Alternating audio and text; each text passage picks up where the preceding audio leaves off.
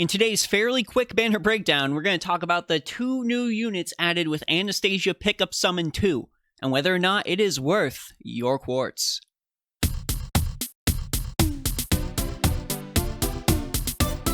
What's going on, Gacha gang? Kawaii50 here, offering you the fondest of greetings on today's, I guess it's technically Fate Friday, so let's go ahead and go with that.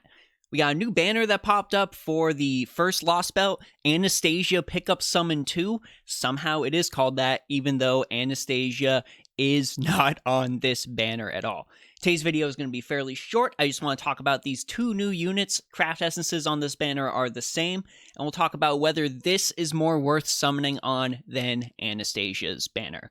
So let's go ahead and just get right into it.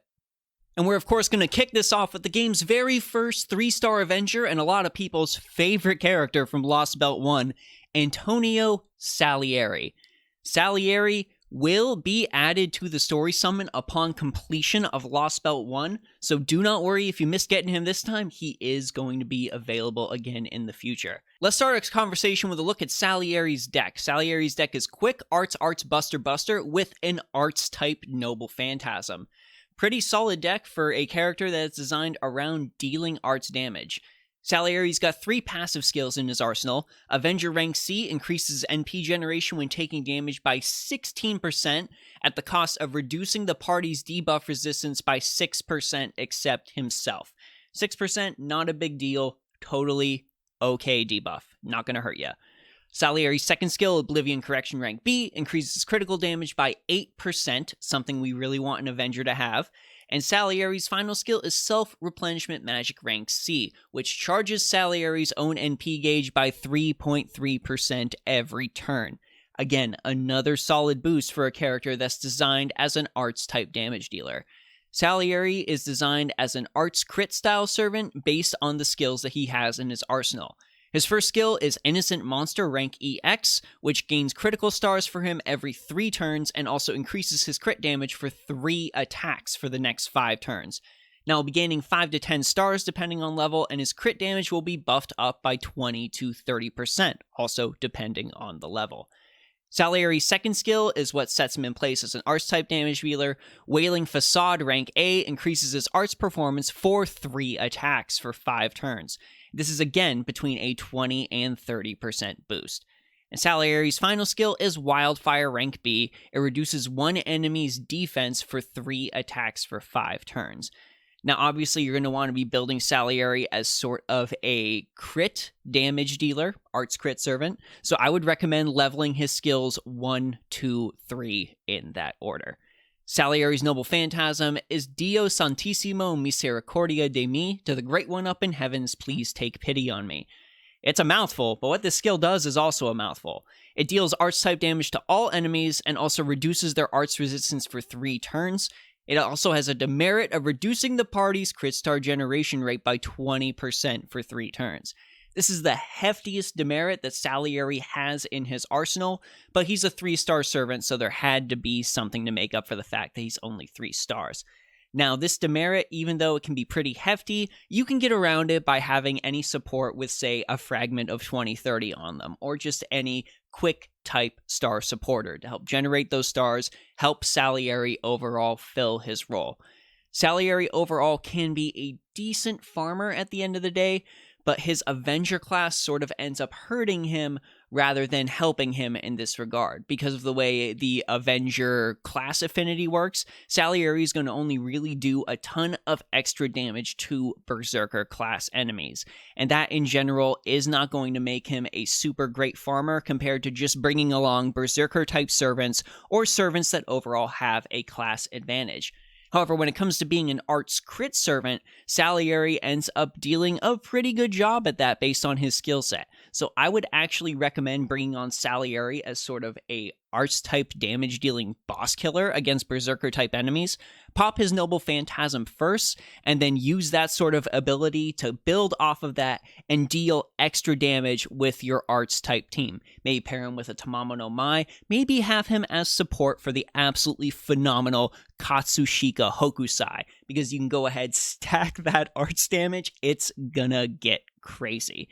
Salieri, not the main focus, but still, he has potential to be a good servant in his own right. You just gotta think outside the box a little bit, and hopefully what I just told you helps with that. And now comes the part you've all been waiting for, the big 5-star, the granddaddy. Possibly the best design in all of Fate franchise history, and I am sticking to my guns on that one. Ivan the Terrible. Ivan is a Rider class servant with a quick Arts Buster deck and a Buster Noble Phantasm. Let me go ahead go over these skills. Ivan, I'm going to tell you straight up, is a character that tends to get sort of lost in the sea of crazy servants out there, but just sit back and listen to me for a second. Ivan's first skill, Contradictive Mind, rank A, increases his NP generation rate for 3 turns by 30 to 50%, and also removes all debuffs on Ivan the Terrible. Alright. Skill 2, Innocent Monster Lost, rank A, gains critical stars every turn for 3 turns at a 5 to 10 rate, depending on level, and also increases his own Buster performance by 20 to 40% for 3 turns as well. So he's gaining stars, he's doing extra Buster damage, and he's absorbing all those stars really, really well because of his Rider class. And his final skill, Almighty Supreme Authority, rank A, grants Ivan invincibility for 1 turn, reduces all enemies' attacks for 3 turns, and also removes all of the enemies' buffs. So not only can he remove his own debuffs, he can remove all of the enemies' buffs, and he can increase his own Buster damage to boot. Now, based on how these skills scale, I would personally recommend, if you have Ivan, you level his skills in a 2-1-3 order. That is going to get you the most bang for your buck. That's going to allow you to supremely focus on getting those stars and getting that Buster damage up. Ivan's also got 2 passive skills in his arsenal. Nothing really to sneeze at. Magic Resistance D increases his debuff resistance by 12.5%. And riding rank EX increases his quick performance by 12%. He's only got 1 quick card in his arsenal, so that's not really going to be hyper noticeable, but it's going to be enough to sort of help him bridge that gap for stars, and you honestly won't even really feel like you're missing that extra quick card. It's going to be okay. Ivan's Noble Phantasm is very Krestny Cod, which I probably butchered completely. I'm pretty well known for butchering names. The beast that accompanied me on my journeys. And I am actually going to just read the upgraded version of that, because he is going to get an interlude that upgrades that. And while it's sort of a minor boost, it's still a significant boost based on what the boost actually does. Ivan's Noble Phantasm deals damage to all enemies. It increases his own NP damage for 1 turn, and that is activated before damage is dealt, as all good buffs are. Also, on top of that, Ivan's Noble Phantasm will reduce the enemy's Buster resistance by 30% for 3 turns on upgrade. Initially, that's only 20% for 3 turns, but still, that's something Karna already does, and Karna is probably the best Lancer in the game right now.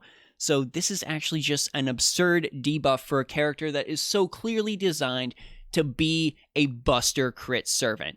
I would highly recommend building Ivan in a way where he is designed to just not only help you farm, but also completely mow down enemies in boss battles, use his Noble Phantasm, reduce their Buster resist, follow it up with a Buster chain from Ivan, and then just go ahead and mow down the enemies with a flurry of attacks they are less resistant to.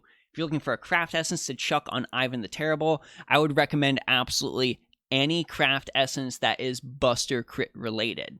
If you're looking for a freebie option that you might have in the bank if you've been playing this game for a while, I would highly recommend Joint Recital. You should probably have that maxed out. It is a very, very good craft essence and something Ivan can take maximum advantage of.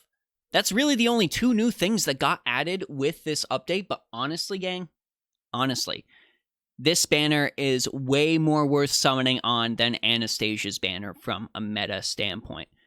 I'm going to give it, honestly, about an 8 out of 10. We ranked Anastasia's a 6 out of 10. Antonio Salieri fits in the Avenger class. I'm sure there's people out there that do not have an Avenger in their arsenal. Maybe they miss Jalter and Lobo and Dante's.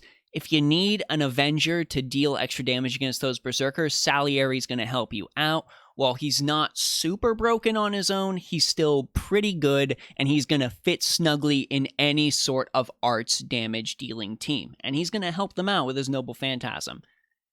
But if we're talking about Ivan the Terrible people, Ivan is easily one of the most underrated riders in the entire game. I don't see anybody talking about him. I feel like he kind of got overshadowed after Achilles came out, and then the quick type meta hit a little bit after that, and then everyone just started hyping up Achilles. Still my favorite servant, not related to those mechanics, but Ivan the Terrible is still really, really good. And if you need a rider, if Achilles does not tickle your fancy, then I would say Ivan the Terrible is wholeheartedly worth summoning for. Definitely the best set of offerings in this entire Lost Belt pickup summon. Ivan is the MVP. And that's really all I got for you today. Kind of a shorter video, but I really wanted to go over these two servants, really wanted to hammer home how good Ivan the Terrible is. He gets lost in the conversation a lot. Just hammer that home. Ivan's good, no matter what anyone says. I want to know your thoughts down in the comments. Do you also think Ivan the Terrible is supremely underrated? Is there someone you pulled on the last banner? Did you roll and wail super hard for, say, Salieri or Ivan and didn't get them and want to share how salty you are down in the comments below? Any and all of that is welcome here. Let's have a good conversation and share our enthusiasm down below. This is Kawaii50 again, hoping you have a phenomenal day, and I will see you all in our next video.